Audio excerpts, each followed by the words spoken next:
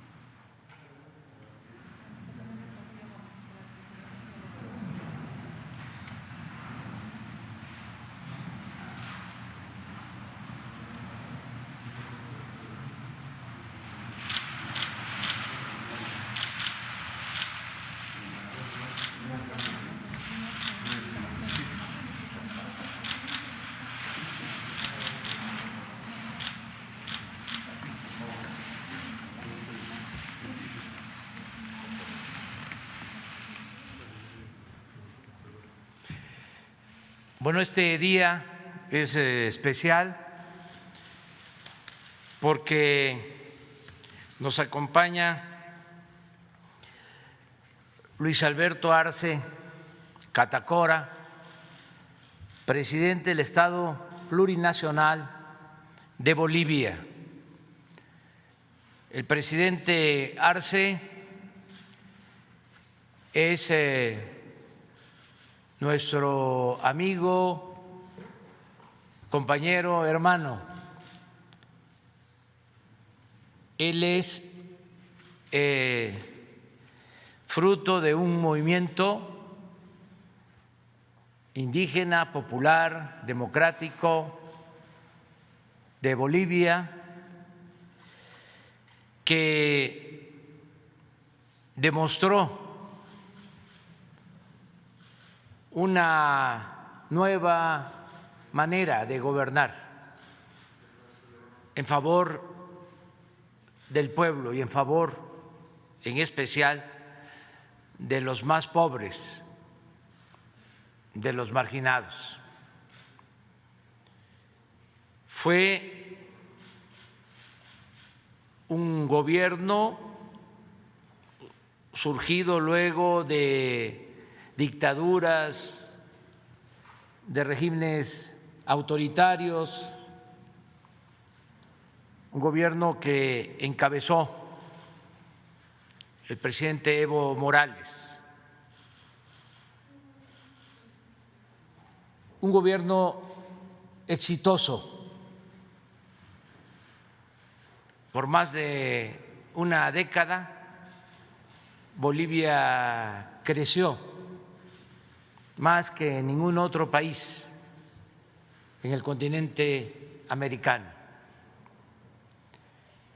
Recuperaron sus recursos naturales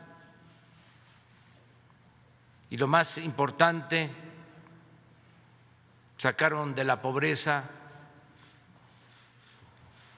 a millones de bolivianos.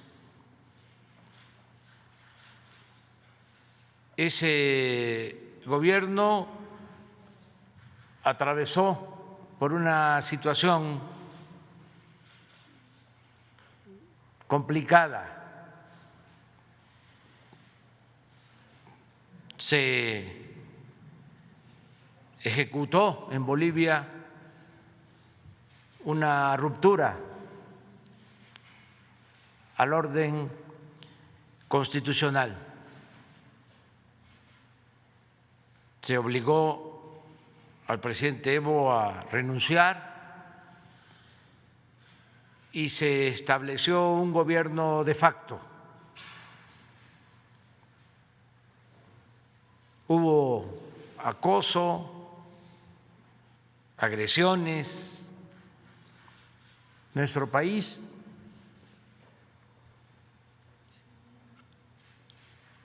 recurrió a su tradición de solidaridad y de aplicación al derecho de asilo. Se ofreció esta protección al presidente Evo, a los principales dirigentes del Movimiento Democrático de Bolivia.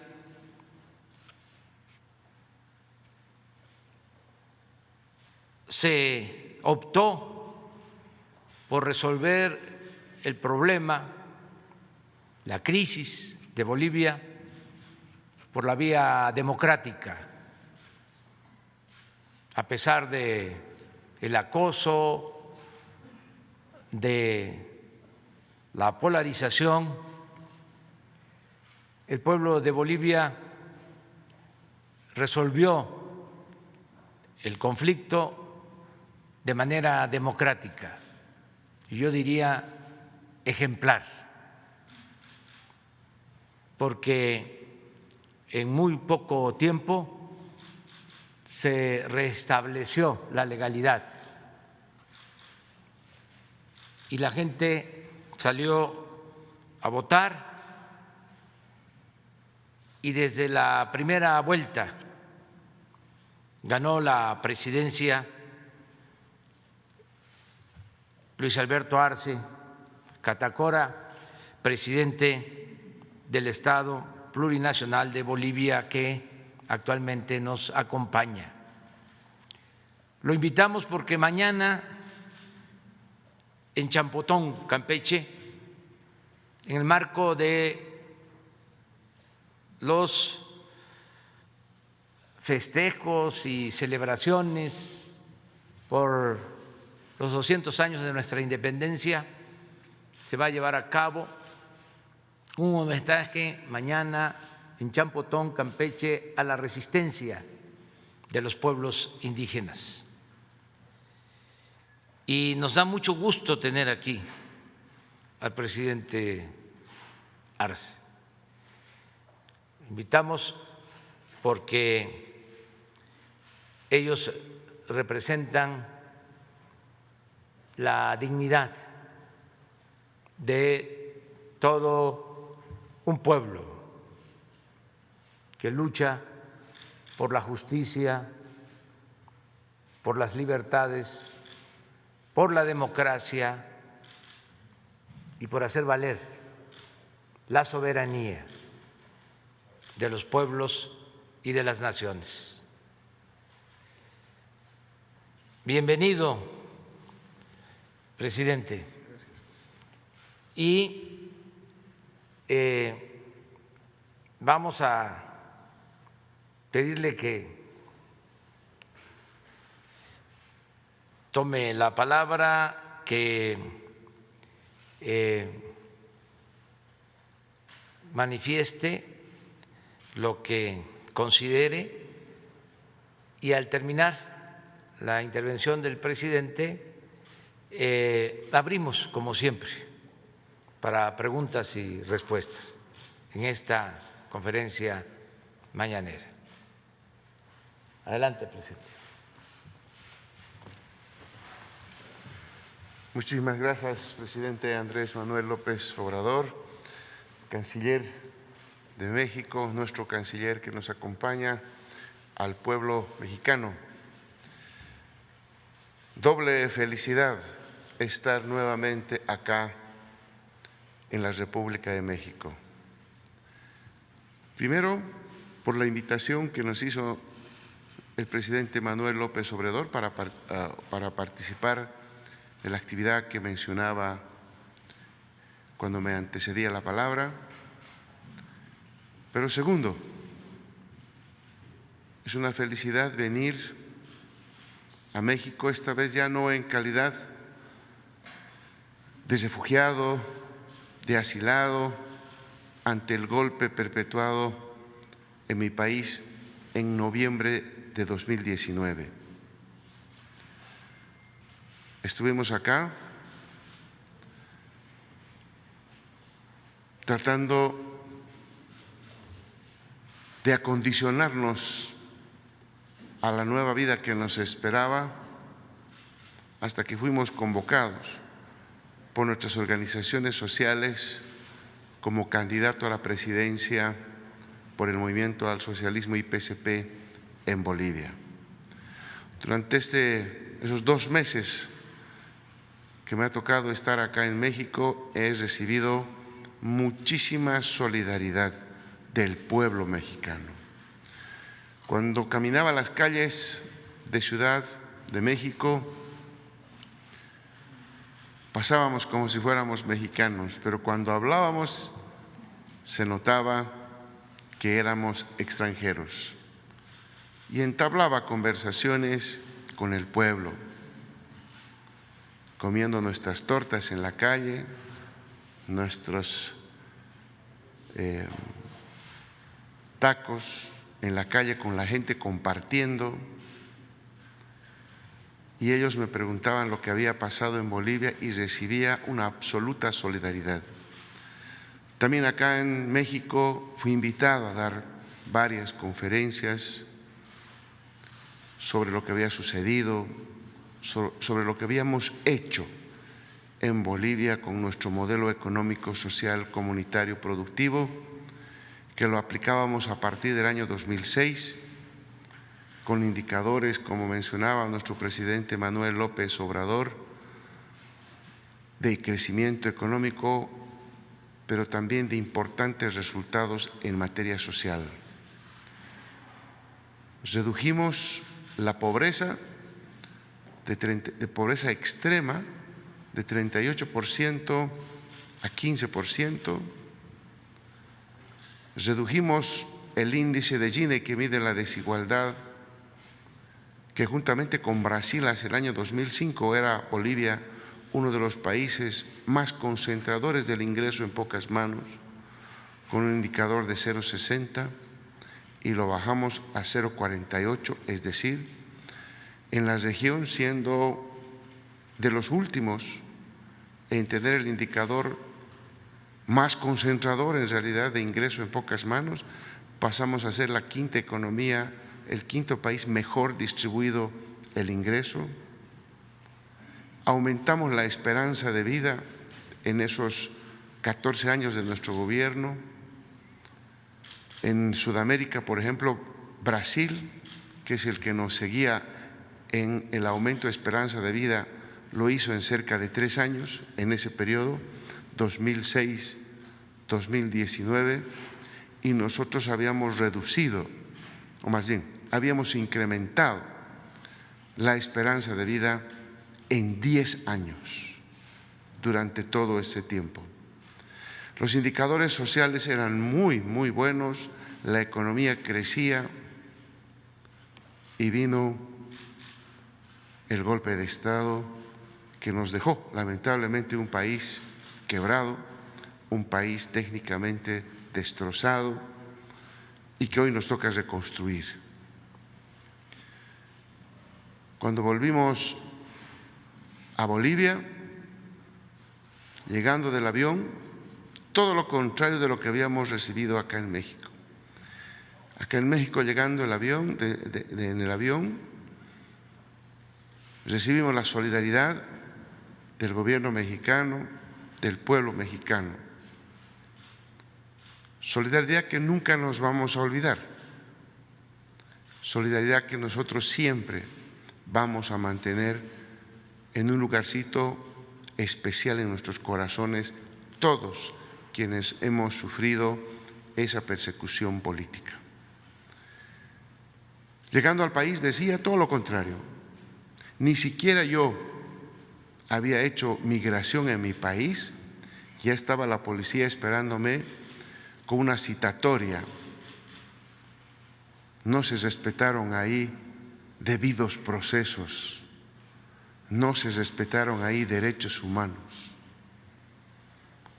Y gracias al apoyo del pueblo boliviano, a la conciencia del pueblo boliviano, recuperamos la patria para los bolivianos, recuperamos la democracia para los bolivianos en las urnas el pasado mes de octubre de 2020. Por eso, presidente Manuel López Obrador, para mí particularmente es doble alegría estar acá, poder compartir con usted la celebración de esa importante batalla, pero también para mí es simbólico venir al país que me cobijó, al país que se solidarizó con nuestro proceso de cambio en Bolivia y que hoy venimos a decirle, presidente Manuel López Obrador, recuperamos nuestra democracia, recuperamos nuestro proceso en Bolivia. Muchísimas gracias.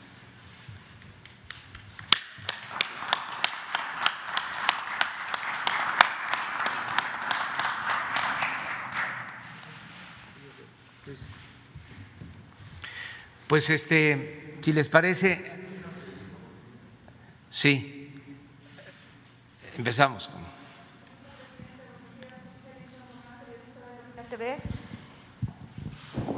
¿Cómo está, presidente? Buenos días. Buenos días. Soy periodista de Bolivia TV de Bolivia.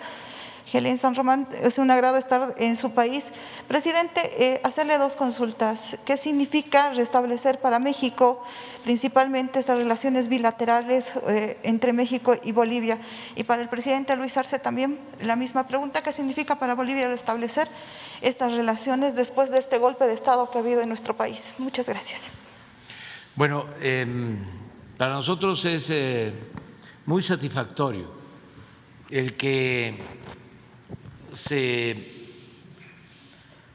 haya recuperado la democracia en Bolivia y que se haya logrado sin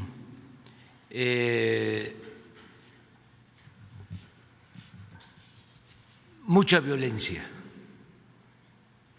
Fue realmente una hazaña del pueblo de Bolivia. Y es satisfactorio también el que nos encontremos de nuevo, porque el pueblo de Bolivia y el pueblo de México son pueblos hermanos, pertenecemos a nuestra América y tenemos los mismos propósitos de justicia, de libertad, de desterrar el clasismo, el racismo, de hacer valer la igualdad y de reafirmar nuestra soberanía. Por eso celebramos la visita del presidente Arce.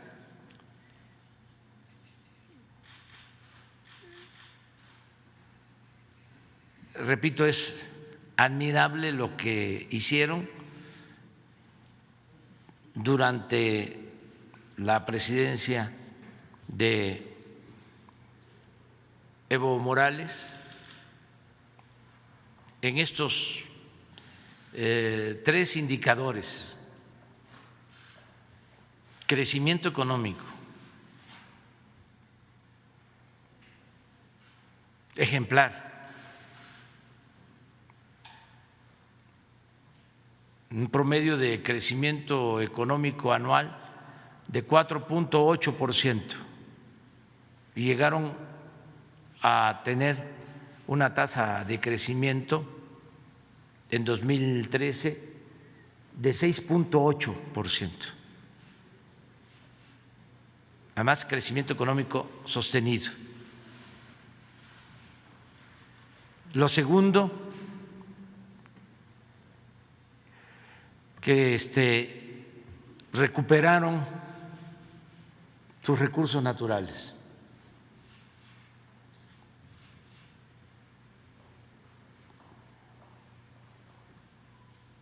No dejaron de participar las empresas nacionales, extranjeras, pero el Estado de Bolivia manejó la renta, las utilidades que produjeron esas actividades económicas.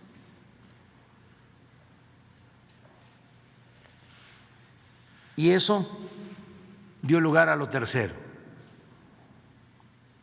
que fue lo más importante de todo: el bienestar del pueblo. Toda esa renta que antes se iba al extranjero o se quedaba en unas cuantas manos, toda esa riqueza que se acumulaba en beneficio de una minoría, se distribuyó con justicia, y eso produjo el que millones de familias salieran de la pobreza. Entonces, por eso fue muy importante el proceso de antes del golpe.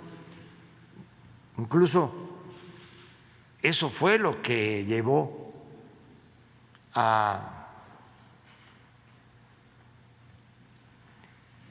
esta grave violación que significó el que una minoría se impusiera por la fuerza. Recuerdo en esos días lo que pintaban en las casas de los dirigentes, de los servidores públicos, en las oficinas, consignas racistas. Una vergüenza.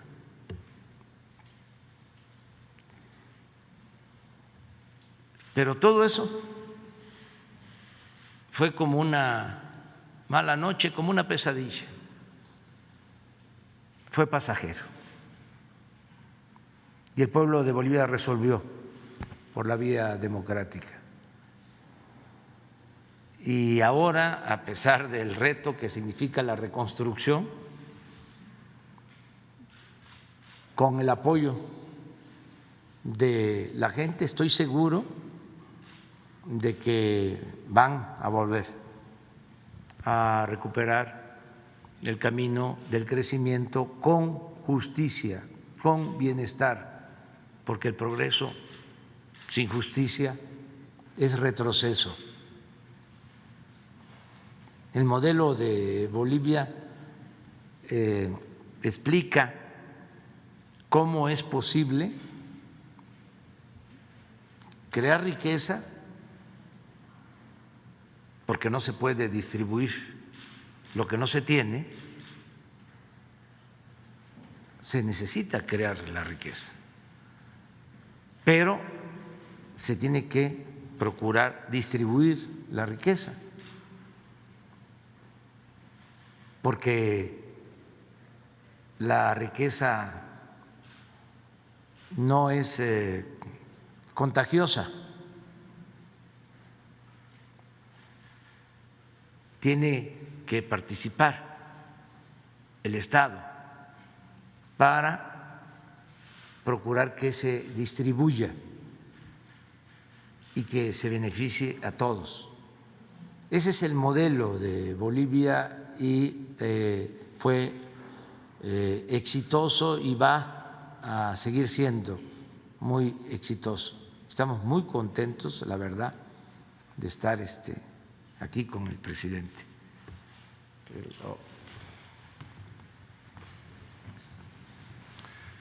Muchas gracias. Bueno, para nosotros primero estar acá presentes significa restablecer nuestras relaciones entre países. Lamentablemente, por la actitud del gobierno de facto anterior, nuestras relaciones con México y otros países como la China, como Argentina, en fin, se vieron absolutamente disminuidas. A tal punto que nuestra embajadora, que nos ayudó tanto cuando estuvimos allá en momentos tan complicados, especialmente para mi persona cuando yo salía del país, donde pese a tener un salvoconducto, la instrucción era que Luis Alberto Arce Catacora no salga del país, teniendo el salvoconducto firmado por el propio gobierno de facto. Tuve que atravesar una serie de improperios, abusos de la policía boliviana en el aeropuerto de El Alto. Y seguramente por eso a nuestra embajadora pues, de México allá en Bolivia la tenían en la mira y la llamaban, como ustedes han visto en la prensa, en cada momento a la Cancillería de ese momento del gobierno de facto. Esas relaciones de dos países hermanos que tienen mucho en común, que tienen mucho para poder trabajar en común, se mermaron por un tema absolutamente ideológico político por parte del gobierno de facto. Y para nosotros estar acá es dar el impulso y reivindicar todo el trabajo que hizo la diplomacia mexicana en nuestro país, recuperar esa hermandad entre ambos pueblos, donde tenemos muchísimos temas en que conversar. Somos muy parecidos, bolivianos y mexicanos. Tenemos muchas cosas en común que podemos trabajar, pero eso se hace con diálogo, eso se hace abriendo las puertas. Y por eso cuando nuestro presidente Manuel López Obrador nos invitó inmediatamente, dijimos que sí, porque es una muy buena oportunidad para impulsar nuevamente las relaciones entre dos países hermanos.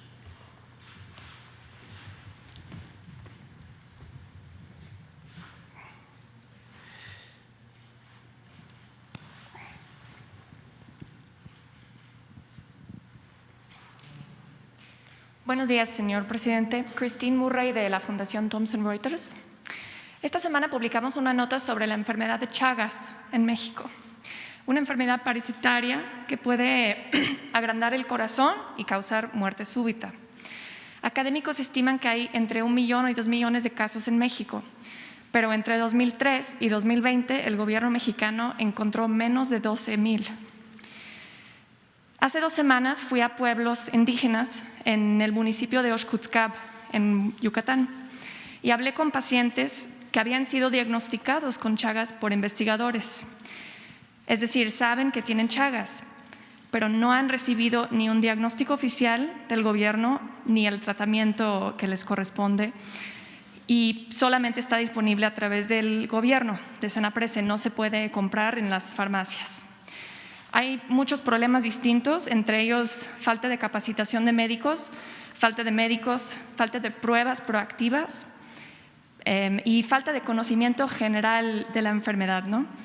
Pero la primera pregunta es, ¿qué va a hacer usted para que las docenas de personas en ese municipio en particular que saben que tienen Chagas, para que puedan recibir su tratamiento y el seguimiento que es su derecho? Gracias. Pues vamos a atenderlos. Ahora que estás planteándolo, le vamos a pedir al secretario de Salud, al doctor Jorge Alcocer, que lo atienda. Ya hay un programa para este propósito. Ahí en Oxcutzcab, Yucatán, acabamos de estar, bueno, hace relativamente poco, se están rehabilitando hospitales, ya estamos por reiniciar un hospital que dejaron en Ticul, abandonado, y sí vamos a tomar en cuenta lo que tú estás planteando. Y la segunda pregunta, durante la pandemia, los pocos diagnósticos que hay en México se cayeron a más de la mitad. ¿Qué va a hacer para asegurar que los sistemas de salud, Senaprece, tengan la capacidad, recursos y estrategia para encontrar y tratar más casos de esta enfermedad y otras que son clasificadas como desatendidas en México? Sí, desde antes de la pandemia, nosotros ya habíamos iniciado todo un plan para mejorar el sistema de salud que había quedado tirado, con cientos de centros de salud, de hospitales abandonados, sin medicamentos, sin médicos. Llevé a cabo una gira antes de la pandemia por 80 hospitales de el IMSS Bienestar, precisamente para hacer un diagnóstico de la situación de salud en el país. Ahí en Yucatán hay 3 hospitales del IMSS Bienestar y en los 3 no había, por ejemplo, pediatras, en los 3 hospitales. Y así, falta de médicos, de especialistas, de enfermeras, de trabajadores de la salud. Entonces, cuando llega la pandemia, pues tenemos que acelerar el plan de rehabilitación de hospitales. Contratamos más de 50,000 médicos, trabajadores de la salud, rehabilitamos hospitales y ahora tenemos más infraestructura que la que teníamos antes de la pandemia. O sea, el COVID nos demandó más atención, incluso más presupuesto Desde antes de la pandemia ya habíamos decidido aumentar el presupuesto de salud en 40,000 millones de pesos. Pero ya con la pandemia fue mucho más. Solo las vacunas significan 38,000 millones de pesos. Entonces, esperemos que terminando de vacunar a todo el pueblo, que ya tenemos los contratos, que se controle por completo y en definitiva la pandemia, y vamos a utilizar toda la infraestructura, no vamos a despedir a los que contratamos por la pandemia, se van a quedar ya trabajando. Ya también se reformó el artículo 4 de la Constitución para garantizar el derecho a la salud. La atención médica es gratuita, que no lo era, y los medicamentos también. Entonces, vamos a seguir fortaleciendo el sector salud en el país. Ese es el plan, regresar a la normalidad. Sin embargo, todavía tenemos que seguir atendiendo la pandemia, porque no podemos confiarnos, tenemos que estar preparados para enfrentar en mejores circunstancias una posible tercera ola de la pandemia. Ahora van bajando el número de contagios, ¿sí? Pero tenemos que apurarnos para vacunar, de modo que si hay un rebrote, una tercera ola, ya nos agarre vacunados, sobre todo a los adultos mayores. Hoy en la mañana precisamente ya tomamos la decisión de ampliar la vacunación. Va a intervenir la Secretaría de Marina, la Secretaría de la Defensa, todo el personal médico para vacunar a más personas en estos días. Vamos a incrementar el número de vacunados diarios. Tenemos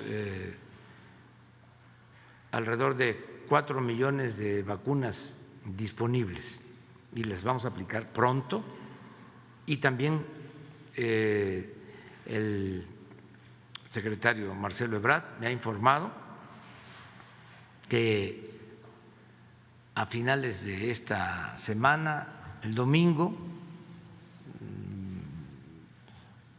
o lunes, nos envían de Estados Unidos 2,700,000 dosis de la vacuna AstraZeneca, y también la vamos a aplicar. Entonces, que terminemos de proteger a nuestra gente con la pandemia y seguir adelante en el plan de garantizar la atención médica a todos los que lo requieren. Muy bien. De Bolivia ya no hay otra. Bueno.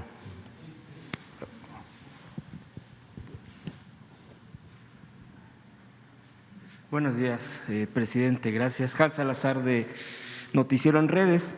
Pues aprovechando, por supuesto, la visita del presidente boliviano, preguntar, a propósito de las vacunas, el avance que se tiene en nuestro país y que se ha ido acrecentando, ¿hay posibilidad en un futuro inmediato apoyar, ver hacia América Latina, como lo ha hecho, como lo ha dicho más bien en otras ocasiones, particularmente a Bolivia, para poder ver este apoyo y preguntar, por supuesto, al presidente, si me permite, el presidente boliviano, Luis Arce, cómo van en el avance de la aplicación de las vacunas, qué plan tienen, y aprovechando, pues preguntar, de acuerdo al crecimiento de Bolivia en estos años que usted ya ha mencionado, ¿qué recomendaciones le daría a México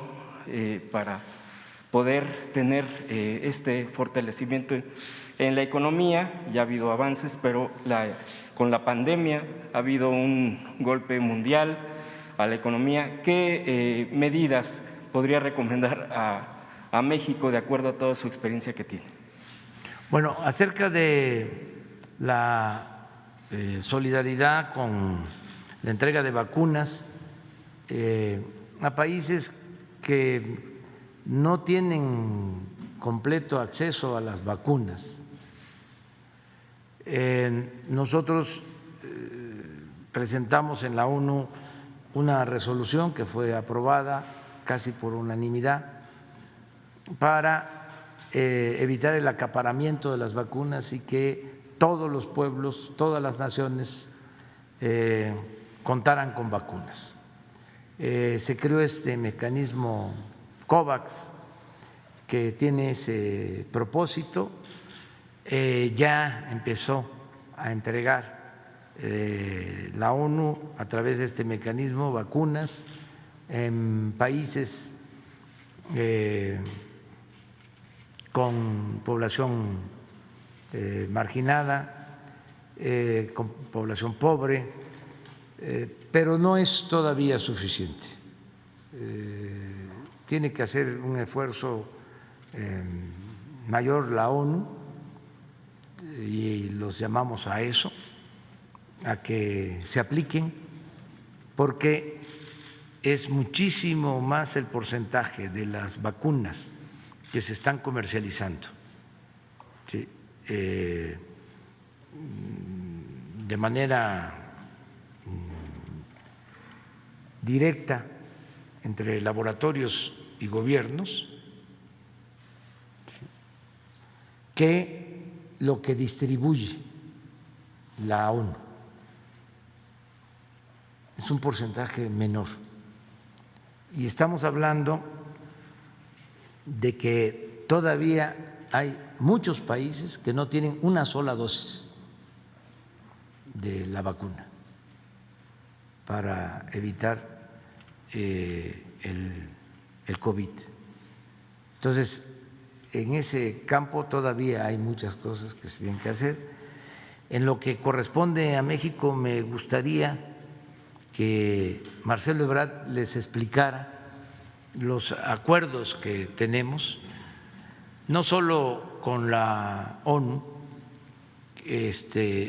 sino con AstraZeneca, la vacuna que se está envasando en nuestro país, la forma en que se va a distribuir, porque incluye también apoyar a países del continente americano. Y luego Luis contesta la otra pregunta. Con su permiso. Buen día, con su permiso, señor presidente. Bienvenido, Lucho. Rogelio, muchas gracias por estar aquí también, y a toda la distinguida comitiva de los hermanos de Bolivia. Nos da mucho gusto siempre recibirlos en esta que es su casa. Bueno, de manera muy breve decir que, como ustedes recordarán, en agosto del 2020 se firmó un convenio en el que participaron los laboratorios Max Science de Buenos Aires, el laboratorio Leomont, la Fundación Slim, con desde luego la simpatía, el respaldo y el acompañamiento del presidente Alberto Fernández de Argentina y el presidente Andrés Manuel López Obrador de México. Propósito, primero, hacer un acuerdo de transferencia de tecnología. Esto es relevante porque hoy en día, como ustedes saben, se está debatiendo en el mundo, y nos ha instruido el presidente que promovamos esa postura, cosa que hicimos recientemente en el Consejo de Seguridad de la ONU. Se ha promovido que las patentes sean liberadas. Ese sería el momento en el que las muy contadas farmacéuticas que han desarrollado, muchas de ellas con recursos públicos de sus países, la tecnología para las vacunas, pues la liberaran y la pusieran a disposición de todo el mundo. Bueno, el acuerdo con AstraZeneca que estoy refiriendo es un acuerdo precursor de esta medida, porque se hizo un convenio para transferir la tecnología una vez que la Universidad de Oxford señaló que estaba dispuesta a compartir con los laboratorios AstraZeneca su desarrollo de esta vacuna, siempre y cuando no tuviese fines de lucro y estuviese a disposición de los diferentes países que pudieran producirla. Bueno, entonces en agosto se firmó un convenio con esa filosofía, con esos rasgos, señor presidente, con su promoción, para entonces hacer la transferencia de tecnología. Se hizo. Después se hizo un convenio también para que los laboratorios que acabo de referir en Buenos Aires produjeran la sustancia o el principio activo de la vacuna y que en México se hiciera el envasado, llenado y proceso final. Cuando decimos envasado puede sonar como que es algo muy simple, pero no, es algo muy complejo. Ya decía yo en alguna conferencia anterior que puede equivaler o proporcionalmente es alrededor del 35-40% de todo el proceso. Bueno, entonces se hizo ese convenio. Se ha estado enviando a México el principio activo. Ya tenemos, bueno, vamos a recibir hoy otros 6 millones de dosis. En total tendríamos ya 18 millones de dosis en los laboratorios Leomont, de acuerdo a ese convenio, y están ya en el proceso para terminar y empezar la distribución para México y toda América Latina, los que tienen contratos, todos los países que tienen contratos o pedidos, a partir de la tercera semana de abril, una vez que han sido completados todos los procedimientos. La síntesis de todos esos procedimientos tienen que ver con seguridad y confiabilidad de lo que se está haciendo. Pero entonces, desde un principio, México, así como Argentina, tomaron la decisión de facilitar y promover el acceso de toda América Latina y el Caribe a esta vacuna. Con otras vacunas lo hemos propuesto, con otras empresas, pero ahora la única con la que estamos produciendo también en México es CanSino, y CanSino también está en la disposición y tiene acuerdos con varios países de América Latina. Y celebro que así sea. Entonces, hay que predicar con el ejemplo y México siempre ha estado preocupado, como ya lo dijo el presidente, de garantizar el acceso universal. Urgimos a COVAX para que vaya más a prisa. Ha señalado el señor presidente aquí que hay 67 países del mundo que no tienen una sola vacuna. Hay 10 países del mundo que tienen más del 70% de las vacunas. Y que eso no es justo. Y que si en esta hora que estamos enfrentando la pandemia, en la que solo podemos salir adelante si todos tenemos acceso, si en esta hora las instituciones multilaterales no son capaces de garantizarlo, pues entonces ¿en cuál? Es ahora que hay que hacerlo. Pero en fin, en síntesis, con AstraZeneca estamos ya muy cerca, como lo acabo de decir, de que se distribuya a toda América Latina, lo cual va a ser un gran paso para América Latina y el Caribe, de que sí podemos actuar juntos, sí podemos resolver este tipo de retos tan importantes y sí podemos garantizar que nuestros pueblos tengan acceso a lo que tienen derecho. Es cuanto, señor presidente.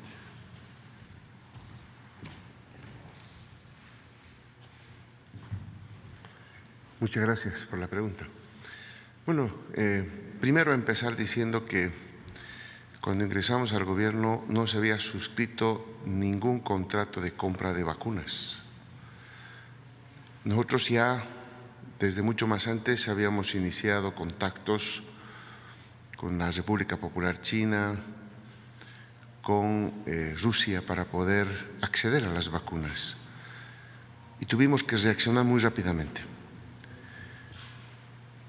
Ingresamos, como lo explicaba el canciller acá de México, al sistema COVAX, pero el sistema COVAX a Bolivia le cubría solo una pequeña parte de la población.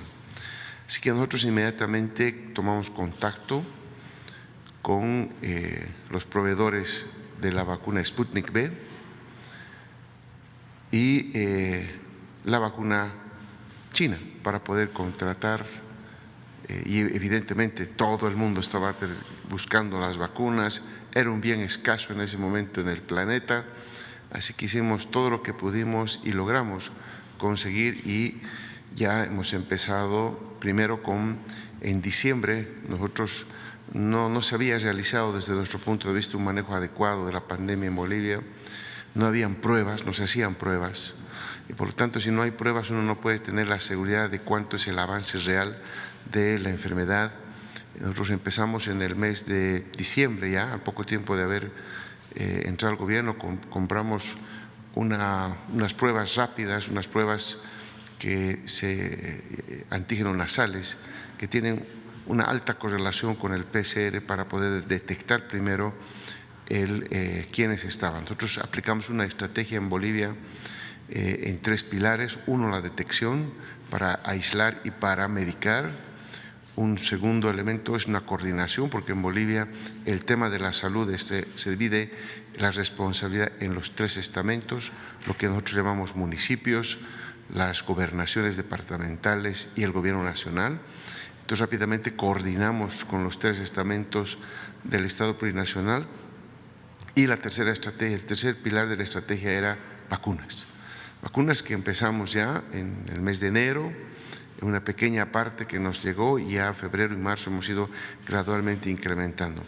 Es un tema evidentemente de producción que falta en el planeta sobre las vacunas, pero hemos logrado nosotros varios contratos que nos van a permitir llegar, esperamos hasta octubre de este año, poder estar vacunando al 100% de las personas potencialmente vacunables, porque recordemos que no hay una vacuna todavía para menores de 18 años.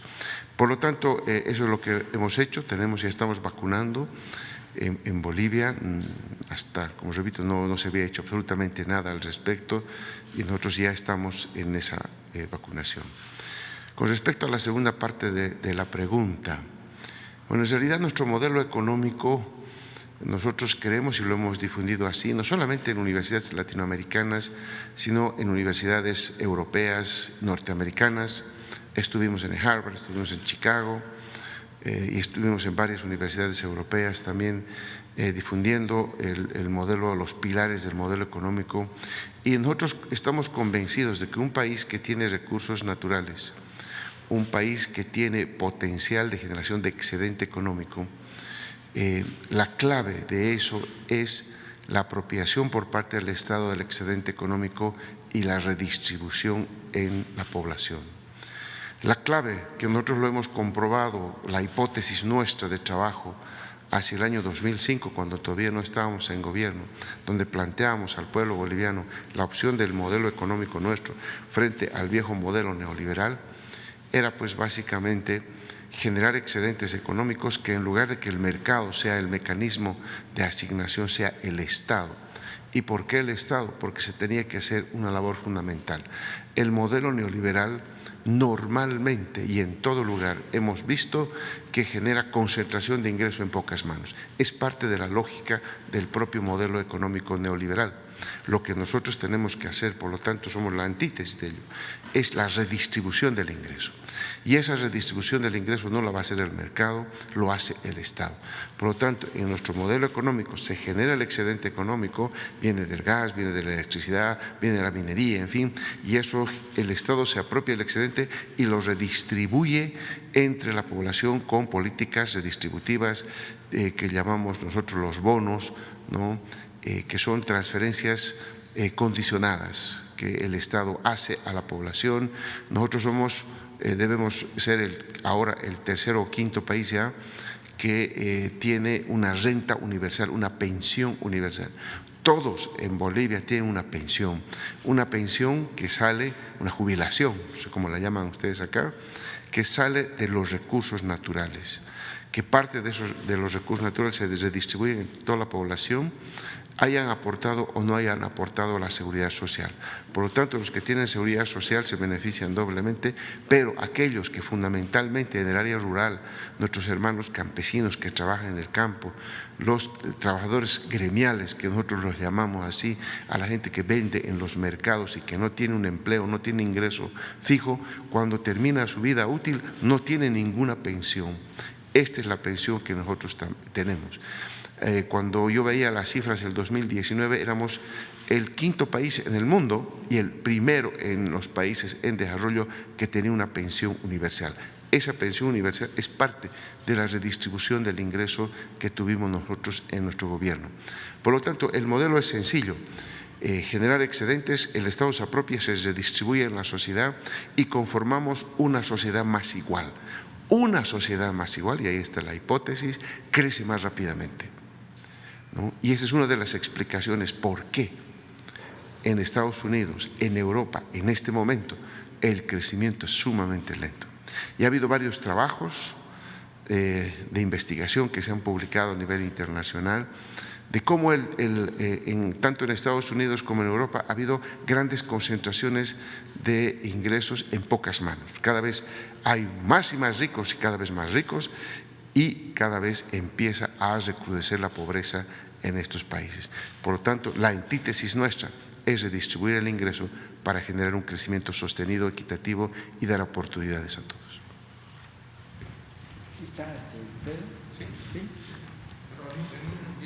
Bueno. Presidente, finalmente, ¿ven algún tipo de cooperación, nada más para complementar este tema, algún tipo de cooperación en el futuro inmediato, ya sea un acuerdo de cooperación económico, comercial o incluso en el tema de las mineras? Nosotros tenemos en este momento en el país, y aquí se ha tocado en la conferencia, el problema con las mineras en nuestro país, que bueno, pues han arrasado con el tema de medio ambiente, los trabajadores, en fin, muchas condiciones que se han tocado aquí. Ahí se pudiera tocar en este encuentro algo al respecto, o incluso en un futuro por parte de equipos tanto de México como de Bolivia. Gracias. Sí, estamos hoy terminando la conferencia, vamos a convivir, vamos a desayunar y luego hay una reunión de trabajo bilateral para llevar a cabo una exploración, un análisis de los temas de cooperación en lo económico, en lo social, en lo cultural, para lograr un acuerdo inicial entre los dos países. Para eso tenemos la reunión el día de hoy.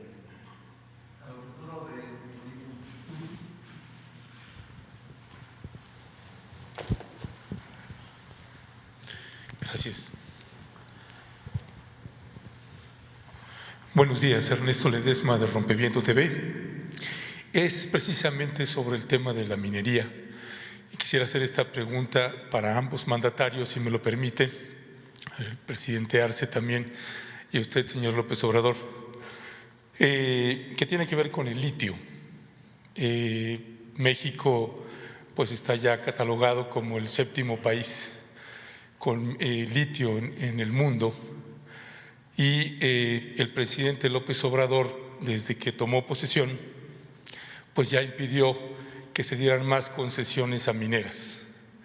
Sin embargo, señor presidente, las mineras han tomado una estrategia distinta, y tanto en el año 2019 y 2020, pues se pasan esa concesión que tienen, se la venden a otra empresa minera.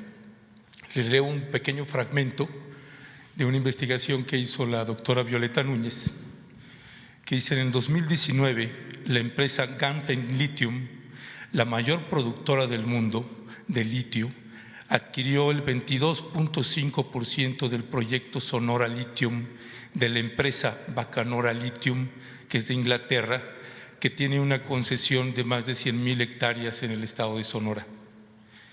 En el 2020, Bacanora, en octubre de 2020, Bacanora vendió su participación del 50% a Deutsche Lithium, un proyecto de litio, y de ahí, a su vez, a Sindal Lithium. Es decir, Bacanora ha estado vendiendo parte de su propia concesión a otras, de tal manera que entre el año 2019 y 2020, ahora el litio, que es mexicano, nuestro litio, no es de nosotros, lo tienen ahora 3 empresas, una china, una inglesa y una alemana, solo en esto. Es decir, que esta iniciativa que usted tomó de impedir que se dieran más concesiones, pues no está deteniendo que haya un saqueo indiscriminado con respecto del litio en nuestro país. El caso de Bolivia es un caso emblemático en el mundo porque ustedes nacionalizaron el litio y no solamente lo nacionalizaron, también están produciendo con el propio litio, es decir, lo están industrializando también.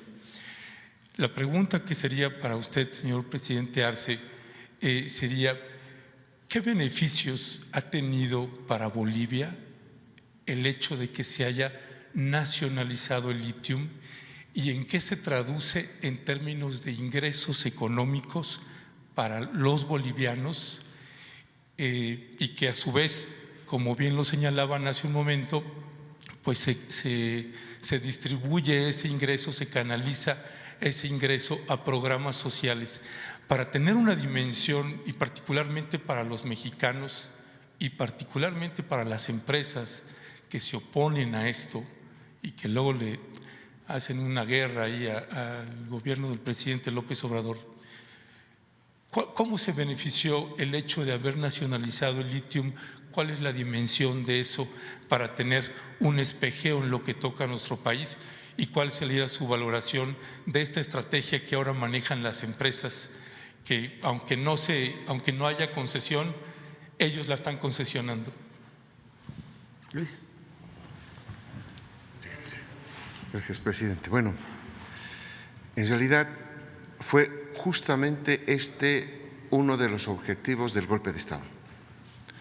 Bolivia estaba avanzando, como bien lo mencionaba el periodista, en la industrialización. Teníamos ya un acuerdo muy avanzado con una empresa alemana que para Bolivia, que entraba como socio mayoritario en esta empresa, íbamos a beneficiarnos de la planta, la tecnología y todo ello en Bolivia para producir y exportar baterías de litio desde Bolivia. Hasta ahí nosotros habíamos avanzado en la minería. Nosotros estábamos ya en la separación del cloruro de potasio, el carbonato de litio, ya lo estábamos produciendo. Es más, en el departamento de Cochabamba ya había una empresa que estaba produciendo vehículos con batería hecha en Bolivia, aunque evidentemente la producción era bastante pequeña, pero ya era prometedora. Con litio boliviano teníamos nuestros propios vehículos que circulaban en ese departamento. Y cuando estábamos por suscribir justamente el contrato con esta empresa alemana para que venga a Bolivia en definitiva y pueda construir la planta y empezar a producir baterías de litio, viene el golpe de Estado, que justamente uno de los pilares fue generar en el departamento Potosí, donde está la mayor reserva de litio que tenemos en el Salar de Uyuni, generar condiciones de protesta por supuestamente muy pocas regalías, que muy largo el contrato, el plazo del contrato con Alemania. Empezaron justo a pocas semanas de llevarse las elecciones del año 2019. El Gobierno Nacional, para evitar cualquier conmoción preelectoral, paralizó el proyecto, que después, paradójicamente, retomaba el gobierno de facto y habían declaraciones del candidato a la vicepresidencia, Samuel Doria Medina, que mencionaba sería muy interesante que la empresa Tesla pudiera venir a Bolivia a industrializar el litio, ya lo mencionaba. Y a las pocas semanas también se conocía en las redes sociales una declaración de un alto ejecutivo de Tesla que decía que ellos van a hacer golpe de Estado allá donde sea necesario. Entonces a nosotros nos quedó absolutamente claro que el objetivo económico del golpe de Estado era el control del litio boliviano, que felizmente con el retorno de la democracia en Bolivia el Estado recupera, estamos reiniciando todo este elemento, todas estas negociaciones que se tenían con Alemania y bueno, ¿por qué no abrirnos también a otros países que pudieran hacer un mejor trabajo y ofrecernos una mejor tecnología para el país? Lo cierto que hasta donde hemos podido avanzar, estamos produciendo y exportando en realidad carbonato de cloruro de potasio y estamos en la producción de baterías de litio a muy pequeña escala para una fábrica de vehículos nuestro en Bolivia. Por lo tanto, para nosotros el control de los recursos naturales es un tema estratégico. La historia de Bolivia, como decía Marcelo Quiroga Santa Cruz, un gran pensador político boliviano, decía que la historia de Bolivia se traduce en la historia del saqueo de nuestros recursos naturales. Y justamente nuestro modelo ha puesto fin a ese saqueo de nuestros recursos naturales y el Estado es el que lo hace y se beneficia a toda la población a través de estos mecanismos de redistribución del ingreso. Nosotros estamos analizando la posibilidad de tener una mayor participación en lo de la explotación del litio. Vamos a seguir revisando la importancia para nuestra economía de explotar este recurso natural. En el caso de las concesiones, se dieron tantas en el periodo neoliberal que sí cuesta trabajo regular todo lo que significa el comercio, la venta de estas mismas concesiones, porque en sentido estricto se entregaron estas concesiones en demasía, no para producir ni oro, ni plata, ni cobre, ni litio, sino fundamentalmente, aunque parezca increíble, para especular en el mercado financiero. El tener una concesión significa el poder llevar a cabo operaciones en el mercado financiero. Por eso llegaron a concesionar el 60% del territorio nacional, 120 millones de hectáreas. ¿Cuándo terminan de explotar 120 millones de hectáreas? Pues nunca. Lo cierto es que se entregaron las concesiones con otro propósito. Son muy pocas las concesiones que se están trabajando, donde hay inversión. Es un poco lo que sucedió también con la reforma energética. Se entregó el 20% de todo el territorio petrolero de México, el 20%, en 107 contratos, hace 5 años. Y se suponía que con esa entrega, con esa privatización, iba a llegar mucha inversión extranjera y se iba a producir más petróleo. Se hablaba de que íbamos a estar produciendo para estos tiempos 3 millones de barriles diarios. ¿Cuál fue la realidad? No llegó la inversión extranjera y no llega ni a 20,000 barriles diarios lo que producen las empresas que tienen esas concesiones. ¿Por qué no las cancelamos? Porque no queremos tener problema. Además, como dejaron el 80% del territorio donde hay petróleo y estamos rehabilitando, modernizando, limpiando a Pemex,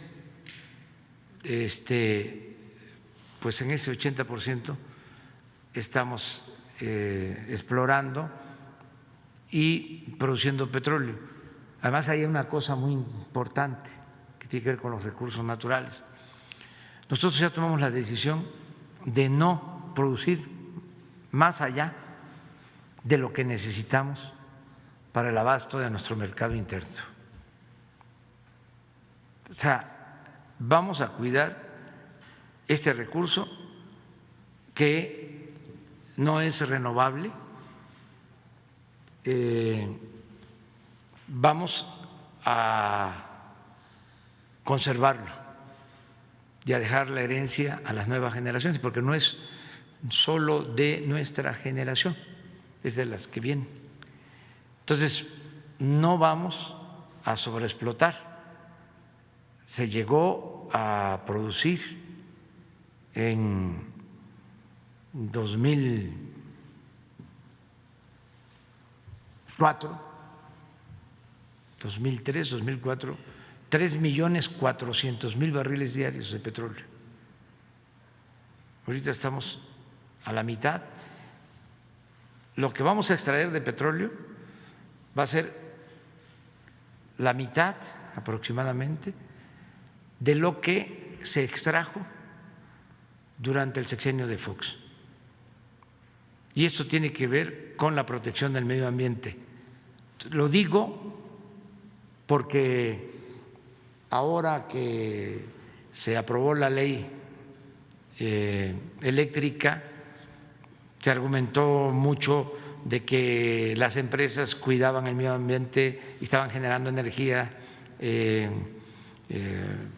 con recursos renovables, energías limpias, y que el gobierno estaba optando por el quemar energías como el combustóleo, el carbón, el diésel, energías sucias. Pues no, estamos cuidando la materia prima, estamos cuidando el petróleo. Y el caso del litio lo vamos también a revisar. No tenemos nosotros problemas porque en el tratado que se suscribió con Estados Unidos se acordó de que el manejo de los recursos naturales de México es una decisión soberana de los mexicanos. El que se haya establecido esta cláusula en el acuerdo, en el Tratado de Libre Comercio, llevó a una negociación tensa, difícil, de más de una semana de rupturas de las pláticas con el gobierno de Estados Unidos.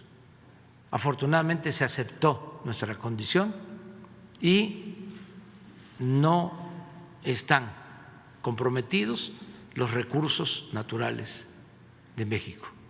Somos independientes para hacer de esos recursos naturales lo que más convenga a nuestro país y a nuestro pueblo.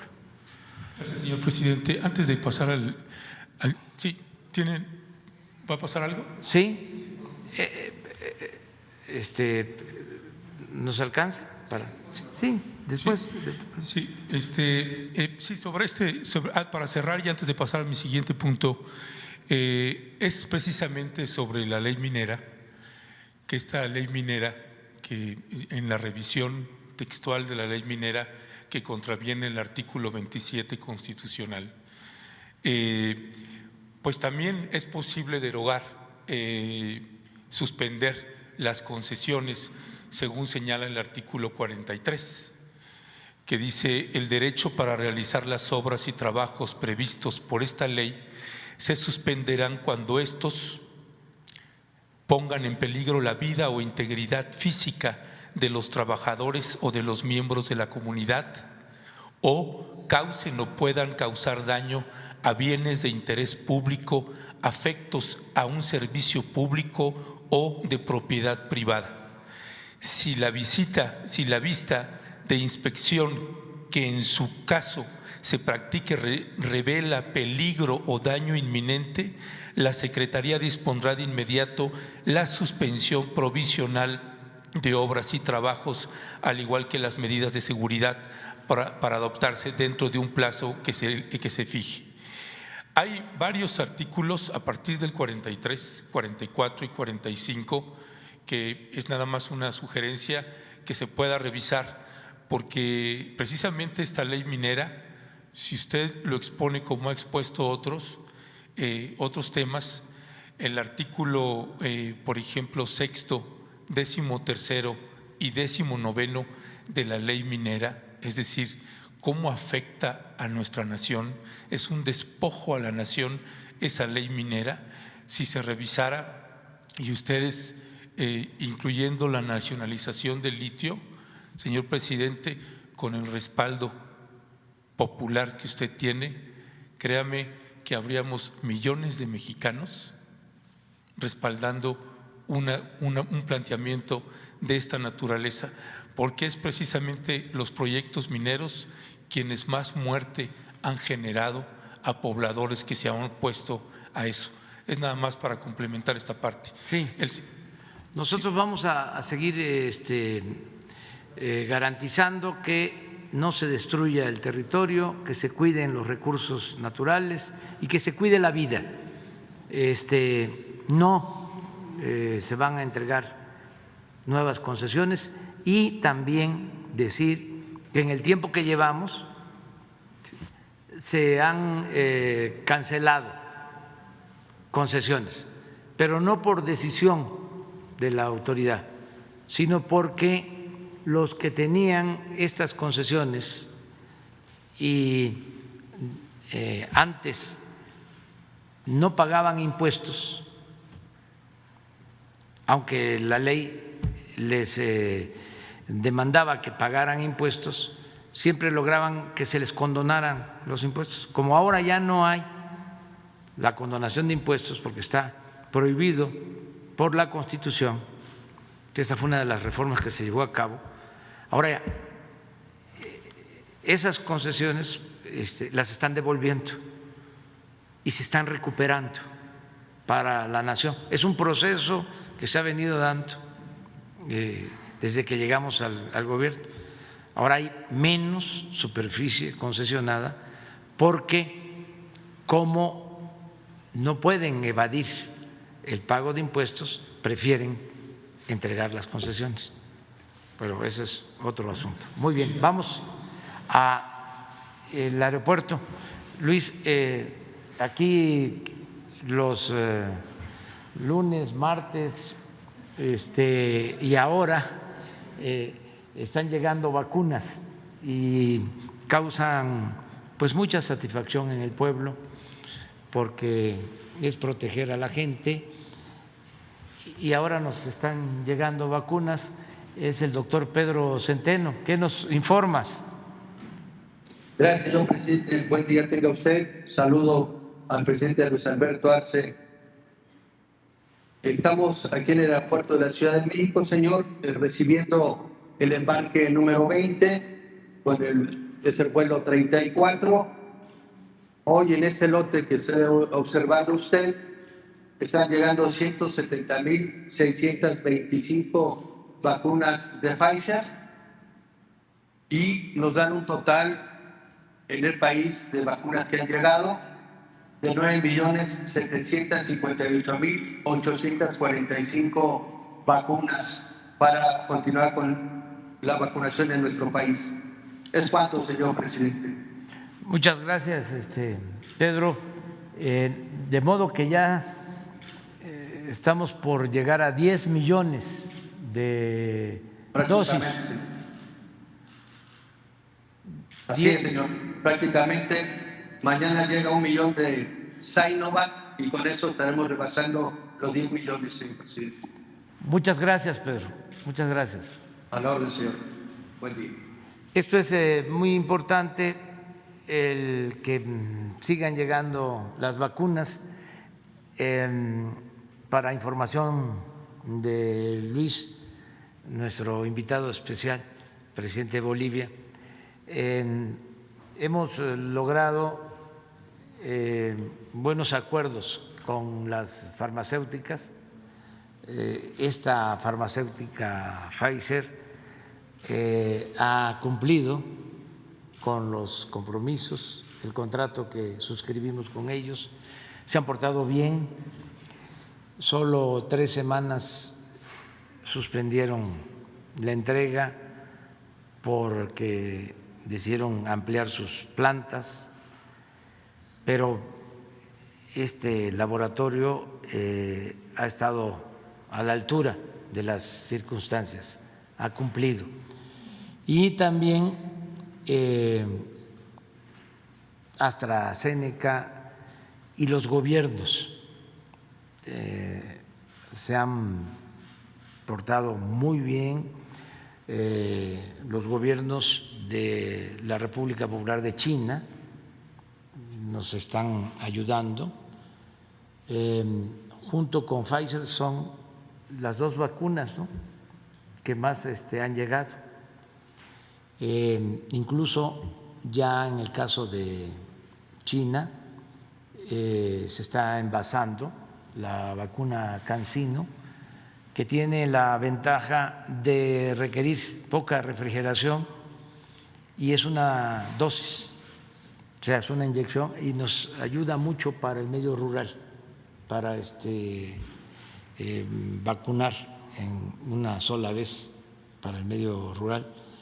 El presidente Putin también, hablamos por teléfono con él, se portó muy solidario y tenemos también contratos con ellos para la Sputnik 5 y el presidente Biden también respondió a nuestra petición y como lo expresó o me lo informó el secretario de Relaciones, Marcelo Ebrard, ya están haciéndose los trámites porque el domingo o lunes llegan 2.700.000 dosis de Estados Unidos. Tenemos buenas relaciones con los gobiernos del mundo, con todos los pueblos del mundo.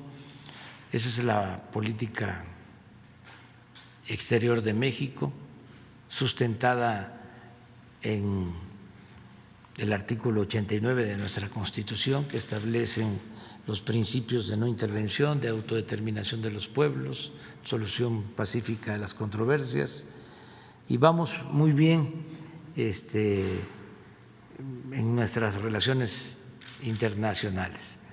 Pero en este caso es muy especial, repito, que estén ustedes aquí. O sea,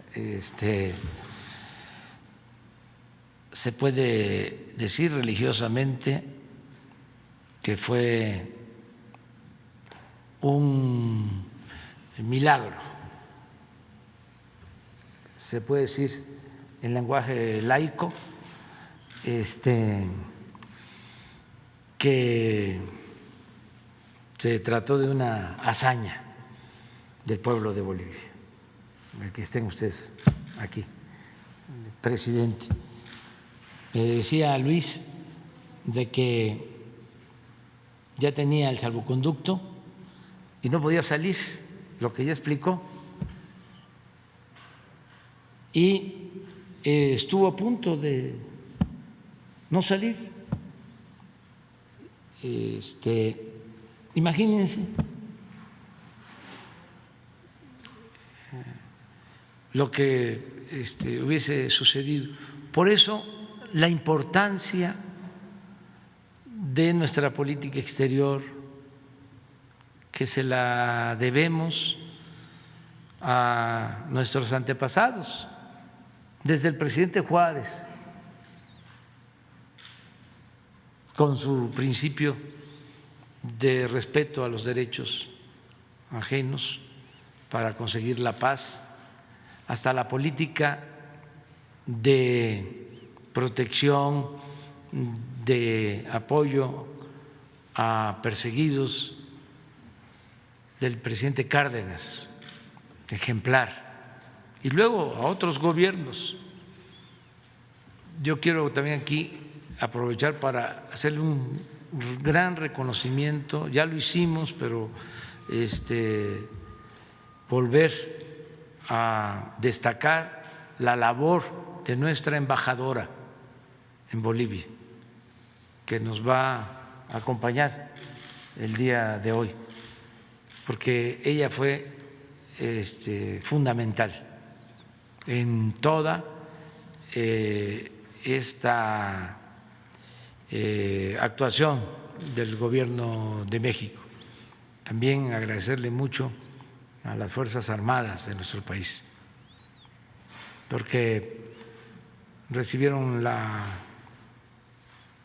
instrucción de ir a Bolivia para traer al presidente Evo.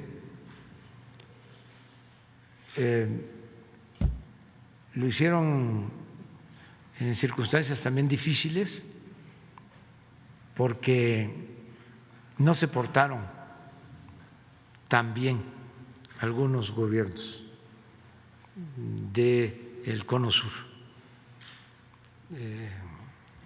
No querían incluso que el avión volara por su espacio aéreo. No querían permitirnos cargar combustible, turbocina al avión. Sin embargo, hubieron otros que ayudaron. Me gustaría que hiciera memoria Marcelo. Además, ya no están esos gobernantes. Sí, señor presidente. Sí, bueno, fue todo un periplo, como ustedes recordarán, en situaciones muy difíciles, muy adversas. Apenas se pudo salir en tiempo. Nos demoramos para poder salir, o sea, demoraron los compañeros, porque de ida el avión había bajado en Lima, recargó combustible, fue a Bolivia, y de regreso ya no nos dieron autorización y no estaba previsto. Entonces, con el apoyo también de Alberto Fernández, el actual presidente de Argentina, las autoridades de Paraguay nos dieron autorización ya muy tarde, pero ya era muy entrada la noche, de madrugada, para recargar. Luego hubo que seguir casi el límite fronterizo, pero la Cancillería de Brasil sí nos dio permiso de entrar a su espacio aéreo, porque es muy difícil de ser tan exactos y no queríamos crear un incidente internacional. Después hubo que rodear Perú, porque no teníamos permiso. Ecuador primero dijo que sí, y ya que íbamos a ingresar al espacio aéreo nos dijeron que no, que lo estaban viendo, en fin. Entonces hubo que rodear el espacio de Ecuador. Gracias a la habilidad de nuestro comandante de las Fuerzas Aéreas, por instrucciones del señor secretario de la Defensa Nacional, quien estaba al mando, que es quien dirige las Fuerzas Aéreas Mexicanas, pudo sortear todo esto que acabo de describir, que se oye fácil, pero es muy complejo, porque te modifican el plan de vuelo y por lo tanto la disponibilidad de combustible, y se vuelve incierto el vuelo. Bueno, pues lo sorteó muy bien con el apoyo. Paraguay fue clave porque si no hubiésemos tenido su autorización ya en la madrugada para llegar al aeropuerto y recargar, no íbamos a poder sacar a Evo y a sus acompañantes del punto en el que estaban. Un punto además muy incierto, porque de un momento a otro se esperaba que llegaran a privarlo de la libertad o algo peor todavía. Entonces, ese fue el periplo al que hace referencia el señor presidente, y ya posteriormente Ecuador ya no tuvimos dificultades en el resto de los países para que llegara a México el vuelo con Evo Morales, presidente Evo Morales en ese tiempo, a bordo. Ese fue es una crónica muy resumida de los hechos. Sí, el segundo tema tiene que ver con el poblado de Ayutla, Oaxaca, presidente. Tiene 3 años, más de 3 años y medio sin agua. Es un tema que incluso en agosto de 2019, cuando usted pasó por ahí, se abordó y el gobernador Murat dijo que en 2 días se resolvería el problema del agua. Se habló de un pozo que se les iba a dar para todo el poblado, pues evidentemente el poblado sigue sin agua, teniendo un manantial ahí. Se dice fácil, pero de pronto se normaliza. Es un pueblo indígena, 100% indígena, y se normaliza que pueblos indígenas puedan aguantar así sin agua. Ha pasado toda la pandemia sin agua y hasta el día de hoy siguen sin agua. Cuando han protestado, cuando estaba el fiscal anterior de Oaxaca, se les hacía campaña en redes, se les llamaba indígenas fifís por estar exigiendo el agua. Ahí en la protesta hubo 4 mujeres indígenas que fueron secuestradas y torturadas. Ni voy a decir de qué va ahí, pues no. Pero es un caso emblemático y tremendo. Y el gobernador Murat pues nada más dice, y simple y llanamente es un poblado que teniendo un manantial ahí, que como decía el gobernador Murat, es un manantial muy grande, capaz de abastecer de agua a todo Oaxaca, pues para ese pueblo indígena no hay agua y para esas mujeres que protestaron no hay justicia. ¿Qué tendría que pasar, presidente? ¿Cómo podría ser? Porque si usted tomara la decisión, ese pueblo podría tener agua. Y es el planteamiento en concreto sobre ese tema. Pues fíjate que yo tengo otros datos. También en esto, miren, para contextualizar, ¿sí? Porque tú planteas, es un pueblo, Ayutla, que no tiene agua, ¿sí? Y pones en del otro lado al gobierno. Pero lo que se tiene que decir es que es un problema entre 2 comunidades, ¿sí? O sea, que existe un manantial en efecto y que es un problema entre las 2 comunidades indígenas, ¿sí? O sea, igual. O sea, no es la comunidad y el gobierno, es un asunto incluso no solo por el agua, sino por las tierras, como hay muchísimos conflictos en Oaxaca, en Chiapas, en todos lados, entre las mismas comunidades. Entonces, el gobernador Murat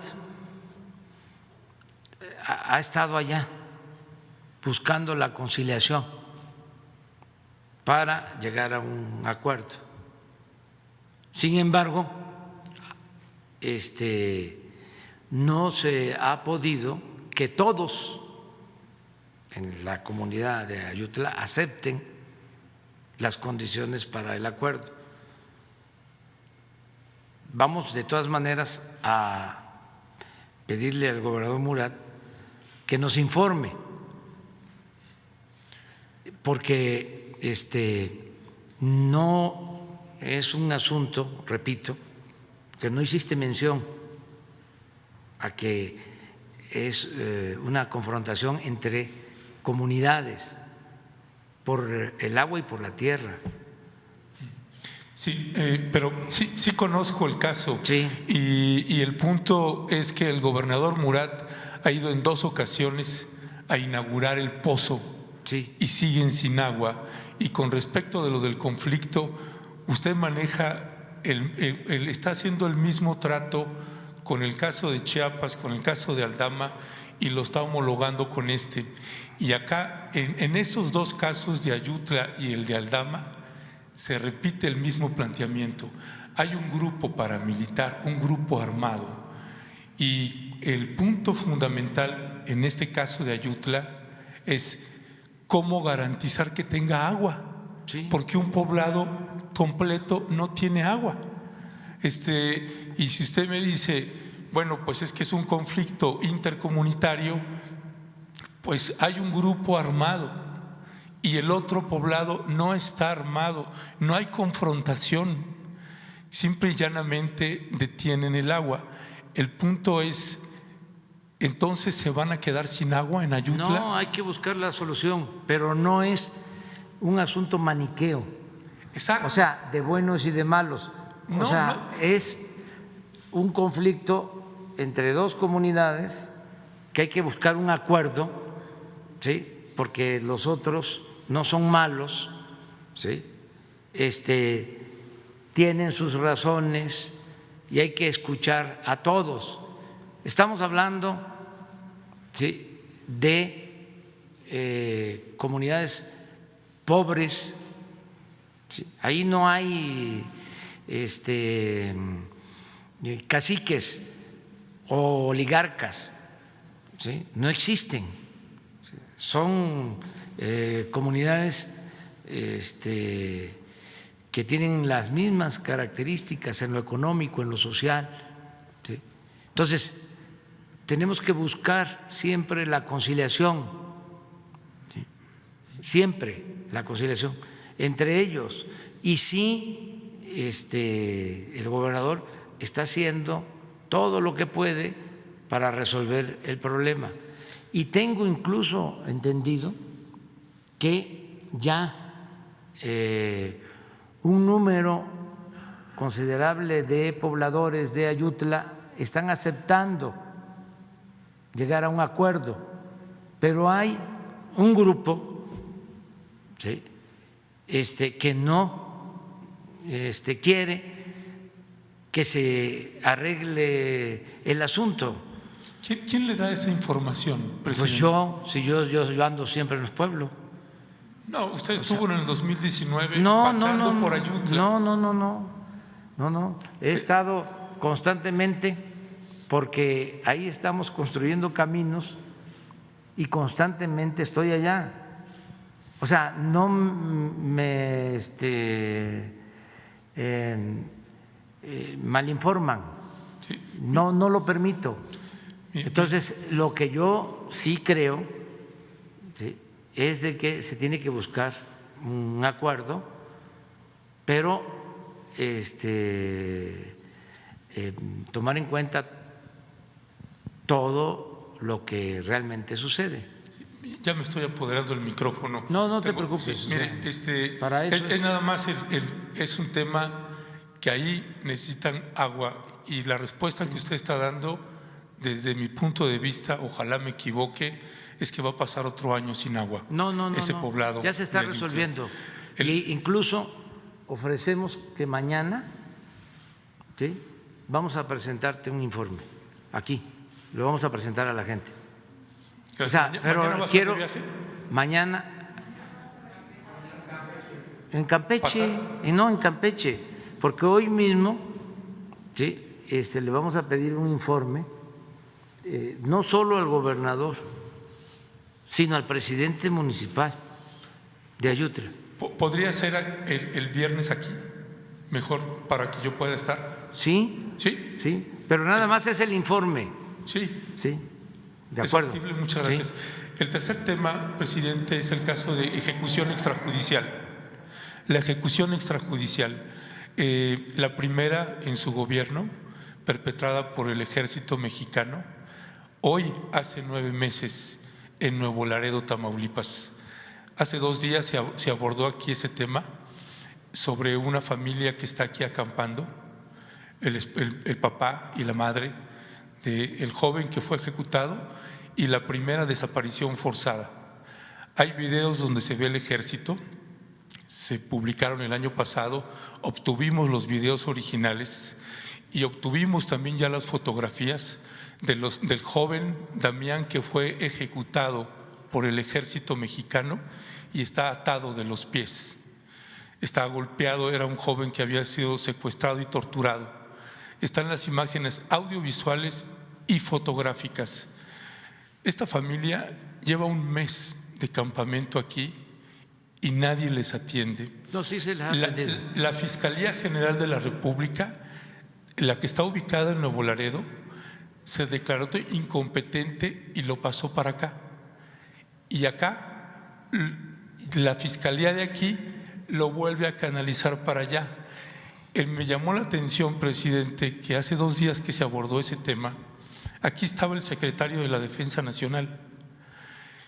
Es precisamente el ejército quien cometió, la primera ejecución extrajudicial en su gobierno y la primera desaparición forzada, porque el hijo de esos señores que están ahí, de esa pareja que está ahí, tiene 9 meses sin aparecer y se lo llevó el ejército, como se demuestra en los videos. Y no, es audiovisualmente, y no hay una respuesta para esa familia.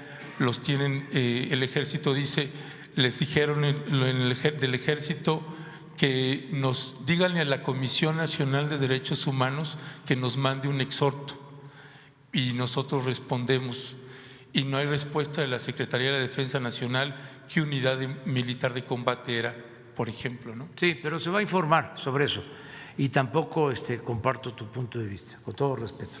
Pero, Leti, ¿tú no tienes información de los que están? Sí, bueno, vamos a informar sobre eso, porque el día que estuvimos aquí, hace 2 días, yo pedí información, me dijeron de que se están atendiendo a los familiares. Tengo otra información. Lo único que quiero que quede claro es de que nosotros no permitimos la represión, no somos iguales, ¿sí?, a los gobiernos anteriores. Sí. La oficina del alto comisionado. Sí, no, pero los del alto comisionado, ¿sí?, quisieran equipararnos con los gobiernos anteriores. Nosotros no somos autoritarios, no somos represivos, y el ejército mexicano está cuidando y protegiendo los derechos humanos. Entonces, no se trata, es la primera vez, no, pero no solo que es el único caso, no, es la primera vez que hay un señalamiento como el que estás haciendo tú. Por eso necesitamos aclararlo, ¿sí?, porque si hay algo que cuidamos es el que no se violen los derechos humanos. Entonces vamos a informar. El viernes va a estar aquí Alejandro Encinas, ¿sí?, con el informe correspondiente y videos y todo lo que tiene que ver con esto, para que la gente tenga la información general. En su caso, en su gobierno, la Secretaría de la Defensa actúa completamente distinta que como actúa antes. Es nada más, es el único caso. Pero aunque sea un solo caso, o sea, tenemos que esclarecerlo, porque no ha habido ninguna denuncia. El caso de Laredo, de Nuevo Laredo, ¿sí?, está en una investigación, se está tratando y se está revisando para ver si hubo un uso indebido de la fuerza, si se excedieron, pero está abierto el expediente sobre este asunto, pero vamos aquí el viernes a tratarlo porque es muy importante. O sea, en el gobierno, los gobiernos anteriores se permitieron las masacres, ¿sí?, y los defensores de derechos humanos de la sociedad civil o de la llamada sociedad civil, lo que antes se conocía como pueblo, se quedaron callados ante las masacres. Incluso los organismos de la ONU, defensores de derechos humanos, de la OEA, ¿sí?, y ahora lo que le surge es tener pretextos o excusas para señalar de que somos iguales, y eso no. Miren, cuando estábamos en la lucha para la transformación de México, la oligarquía, la mafia del poder, los delincuentes de cuello blanco, los que se adueñaron del gobierno durante todo el periodo neoliberal, fueron creando una corriente de pensamiento según la cual todos los políticos éramos lo mismo, un gran desprestigio para legisladores, para dirigentes políticos, todos son iguales, para que la gente no participara. Incluso grupos de izquierda que llamaban a no votar, porque todos éramos iguales. Eso fue lo que hizo el movimiento zapatista, hablando en plata. No protestaban con Fox, no protestaron con Calderón, no protestaron con Peña, y era no votar. ¿Para qué? Todos son lo mismo, todos son iguales. Afortunadamente, pues la gente piensa de otra forma, ¿sí?, y nosotros también nos dedicamos a decir no somos iguales, nosotros no somos corruptos.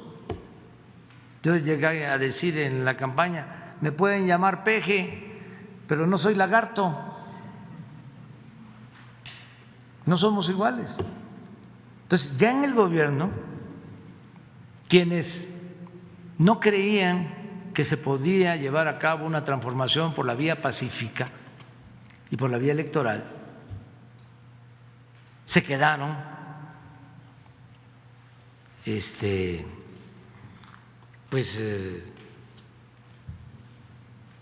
ofendidos, porque se apostaba de que desde el flanco izquierdo, que solo por la vía armada se podía llevar a cabo la transformación, y nosotros dijimos no, se puede por la vía pacífica, creando conciencia en la gente. Es más,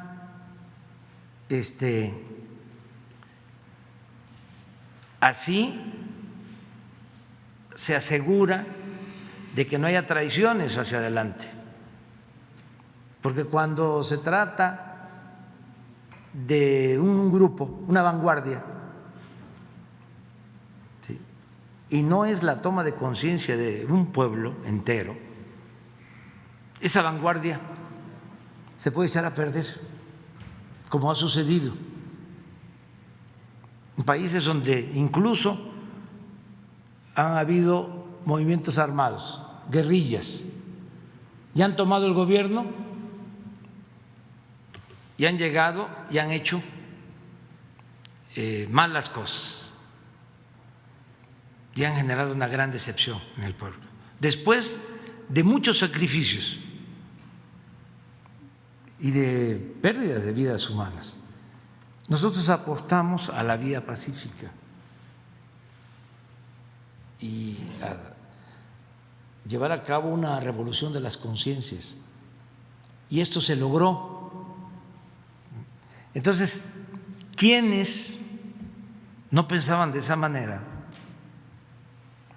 que creían de que era posible otra vía, eso de buena fe, porque también había mucha manipulación, un poco lo que aquí mencionó Luis, que nosotros lo enfrentamos. Cuando se busca un acuerdo que es importante para la nación, de repente surgen organizaciones no gubernamentales, aparentemente independientes de la llamada sociedad civil, a oponerse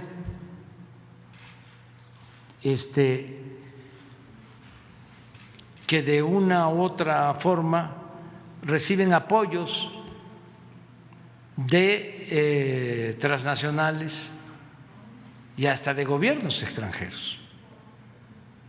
Entonces, no somos iguales. Nosotros vamos siempre a respetar los derechos humanos, y este caso, ¿sí? Porque pues yo no quiero pasar a la historia como un presidente que no quería que se violaran los derechos humanos, que sin embargo solo hubo un caso. No queremos ni un solo caso, porque no solo saquearon al país durante el periodo neoliberal, sino utilizaron, ¿sí?, la fuerza, declararon la guerra a la delincuencia organizada sin atender las causas que originaban la violencia, y hubieron masacres. Y aquí hablábamos de que en los periodos en que estuvo gobernando el conservadurismo, en los enfrentamientos eran más los muertos que los detenidos, porque remataban a los heridos. Eso nunca, jamás. Entonces, tú tienes todo el derecho, además tú eres una persona de buena fe, de plantear estas cosas, pero son para nosotros cuestiones fundamentales. Cuando comenzábamos el gobierno, me hizo una entrevista un grupo de La Jornada, que es para mí el mejor periódico de México, por lo que ha significado ese periódico en la defensa de los movimientos sociales, en defensa de los opositores. Ese es el periódico más vinculado a las causas sociales. Bueno, pero como es un periódico también plural y que tiene ahí a personas libres con todas las corrientes del pensamiento, de repente un buen periodista me dice, ¿por qué hay vuelos rasantes del ejército en las comunidades de Chiapas, en la zona zapatista? Espérate, ¿de dónde sacas eso? O sea, le aclaré. Sí, Luis Hernández, un buen periodista. Entonces, porque yo no estoy en condiciones de aceptar lo que considero no corresponde a la realidad. Entonces, defiendo, ¿sí?, mis principios, mis ideales, y siempre digo lo que pienso. ¿Y por qué Luis plantea eso? Por su simpatía al movimiento zapatista. Entonces, recibe información y además se les hace relativamente fácil, ¿no?, imaginar de que somos iguales que los que se fueron. Dicen, no, ya llegaron al poder. Sí, nada más que nosotros tenemos una concepción distinta de lo que es el poder. Nosotros siempre hemos dicho, y lo llevamos a la práctica, de que el poder solo tiene sentido y se convierte en virtud cuando se pone al servicio de los demás. No es el poder por el poder, no es la parafernalia del poder, no es la prepotencia, no es el autoritarismo, no es avasallar, es convencer, es persuadir, es lo que decía Juárez, nada por la fuerza, todo por la razón y el derecho. Entonces es muy importante. Ya con esto vamos a terminar la conferencia porque ya Luis estuvo con nosotros y además va a seguir estando con nosotros. Es, repito, nuestro hermano, nuestro compañero, como son hermanos y son compañeros todos los bolivianos. Así que los queremos mucho. Muchas gracias. Vamos, Luis.